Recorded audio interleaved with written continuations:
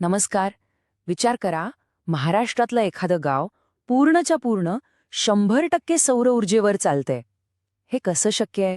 तर हीच सगळी प्रक्रिया आपण एकदम सोप्या भाषेत समजून घेणार आहोत. चला तर मग सुरू करूया. हे चित्र बघा जरा. एका बाजूला आपलं नेहमीचं गाव आणि दुसऱ्या बाजूला सौर पॅनलने उजळलेलं भविष्य.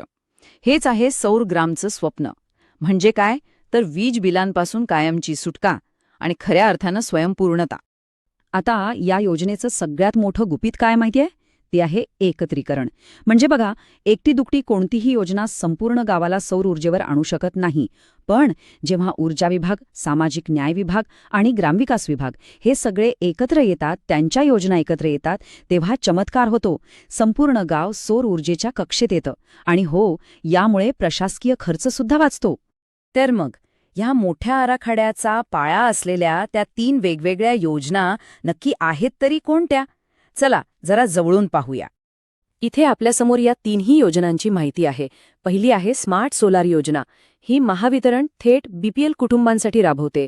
दुसरी आहे अनुसूचित जाती आणि नवबौद्ध लाभार्थ्यांसाठी, जी समाज कल्याण विभागामार्फत येते.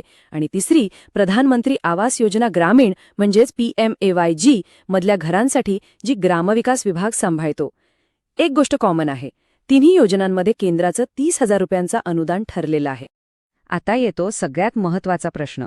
गाव पातळीवर काम करणाऱ्या अधिकाऱ्यांसमोर हाच प्रश्न असतो की कोणत्या कुटुंबाला नक्की कोणत्या योजनेत बसवायचं?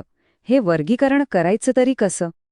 बघा, हे किती सोपं करून टाकलंय. फक्त काही सोपे प्रश्न विचारायचे. कुटुंब अनुसूचित जाती किंवा नवबौद्ध आहे का? हो. मग ते घरकुल योजनेचे लाभार्थी आहेत का? अशा प्रश्नांमधून आपल्याला प्रत्येक कुटुंबाचा अचूक गट मिळतो. मग त्यांना योग्य योजनेशी जोडणं एकदम सोपं होतं. तर गट अ मध्ये जे येतात ना, ते सर्वात जास्त फायद्यात आहेत. का?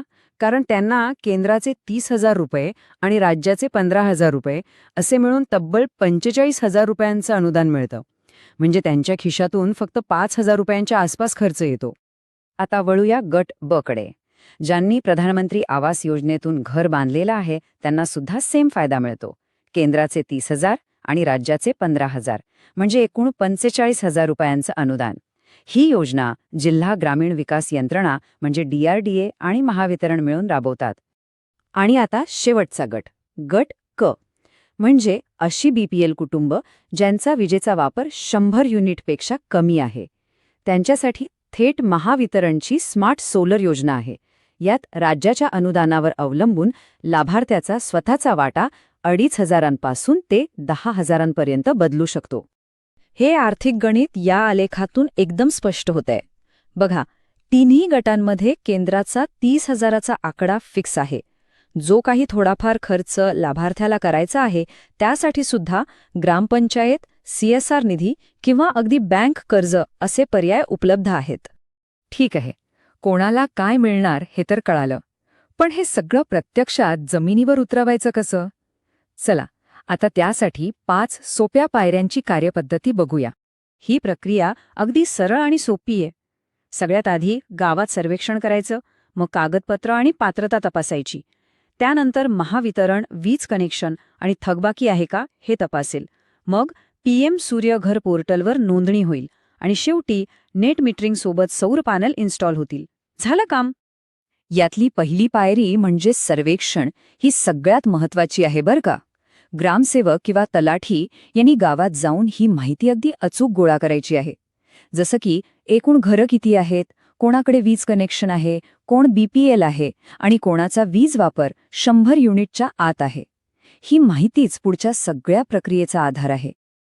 आता ही योजना यशस्वी करायची असेल तर काही नियम आणि मर्यादा समजून घेणं खूप गरजेचं आहे. चला, त्यावर एक नजर टाकूया. बरं, आता सगळ्यात महत्त्वाचे 3 नियम लक्षात ठेवूया. हे नियम पाळले तरच सगळं सुरळीत होईल. नियम नंबर 1, डबल फायदा नाही. म्हणजे एकाच व्यक्तीला 2 वेगळ्या सौर योजनांमधून राज्याचं अनुदान मिळणार नाही. दुसरा नियम, अर्जाचा क्रम. आधी केंद्र सरकारच्या PM सूर्यघर योजनेत अर्ज करायचा आणि मगच राज्याच्या अनुदानासाठी. आणि तिसरा, जो खूप महत्त्वाचा आहे, तो म्हणजे टीमवर्क. समाज कल्याण, DRDA आणि महावितरण या तिघांमध्ये पक्का समन्वय हवा. तर जबाबदारी कोणाची? हे बघा, या तक्त्यात सगळं स्पष्ट दिलंय. ग्रामपंचायतीने सर्वेक्षण आणि कागदपत्रांचं काम करायचं. महावितरण तांत्रिक बाजू म्हणजे टेक्निकल गोष्टी सांभाळेल. समाज कल्याण विभाग त्यांच्या योजनेचे अर्ज मंजूर करेल. आणि हो, लाभार्थ्याने जागा उपलब्ध करून देऊन आपला वाटा भरायचा आहे. तर मग या सगळ्याचा शेवट काय? या योजनेचे फायदे काय आहेत? चला एकदा बघूया. फक्त विचार करा, वीज बिल कायमचं 0. किती मोठा दिलासा या. यामुळे पर्यावरणाचं रक्षण तर होईलच, पण सगळ्यात महत्वाचं म्हणजे आपलं गाव ऊर्जा क्षेत्रात आत्मनिर्भर म्हणजे स्वयंपूर्ण बनेल. ही खरंच एक मोठी क्रांती आहे. आणि आता शेवटचा पण महत्वाचा प्रश्न. ही सौरक्रांती आपल्या गावात कधी येणार यावर विचार करायलाच हवा. कारण योग्य नियोजन केलं तर प्रत्येक गाव सौरग्राम बनू शकतं. सुरुवात आजच सर्वेक्षणापासून करायला हवी.